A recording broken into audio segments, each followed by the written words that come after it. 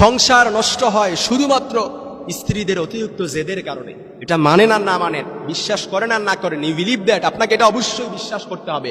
অনেক স্ত্রী আছে স্বামীর সাথে অতিরিক্ত জেদ দেখায়, অনেক স্ত্রী আছে স্বামীর অসুক্রিয়া আদায় করে, অনেক স্ত্রী আছে স্বামীর সাথে তর্কে লিপ্ত হয়। মনে রাখবেন, ইবলিস শয়তান সব সময় আপনাকে ফুসলায় যে স্বামী স্ত্রীর দ্বন্দ্ব লাগানোর জন্য, স্বামী স্ত্রীর দ্বন্দ্বটা এটাকে একেবারে বাড়াতে বাড়াতে বিচ্ছেদ পর্যন্ত নিয়ে যেতে। কিন্তু আল্লাহ তাআলা চায় যে স্বামী স্ত্রীর সম্পর্ক অটুট থাকুক, স্বামী স্ত্রীর বন্ধনটা এটা মজবুত থাকুক, এটা আল্লাহ তাআলা চায়।